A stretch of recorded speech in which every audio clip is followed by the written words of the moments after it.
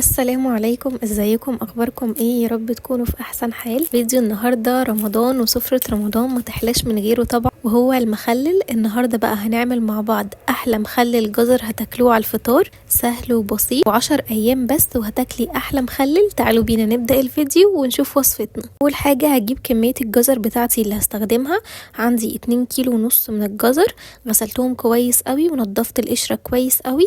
حابين تقشروا القشره بالمقشره براحتكم، بس انا بحب اغسلها كويس قوي عشان ما اقشرهاش. هجيب بقى الجزرايه كده وهقطع الجزء اللي قدام والجزء اللي ورا كده بالسكينه المشرشره بتاعتي بالشكل ده كده، وهقسم الجزرايه بقى بالطول كده زي ما انتوا شايفين، وهبتدي اقطعها بقى مكعبات. قطعوا بالشكل والحجم اللي يناسبكم انتوا طبعا.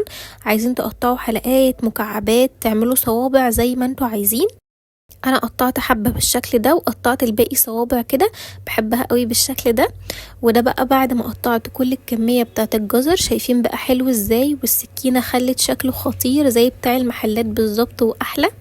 هجيب بقى البرطمان بتاعي اللي هخلل فيه كده. البرطمان بياخد 2 كيلو ونص من المخلل. هحط بقى الجزر بتاعي كده بالشكل ده كله في البرطمان كده.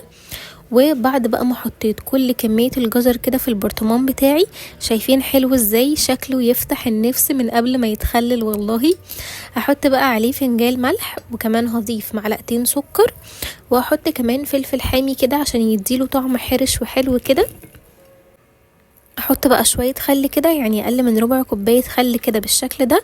وهغطي بقى المخلل بتاعي كله والمية للاخر خالص، لاخر البرطمان، عشان يبقى حتى اللي فوق متغطي كويس بالمية ويتملح زي اللي تحت.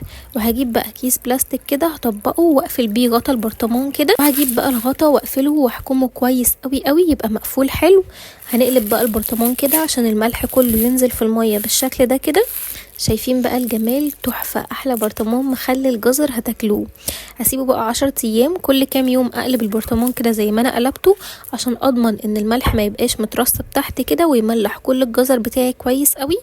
بعد ال10 ايام بقى تاكلي احلى جزر مخلل مقرمش، ملحه مظبوط، طعمه تحفة، احلى مليون مرة من بتاع المحلات، لانه حاجة نظيفة انت اللي عاملاها بنفسك في البيت.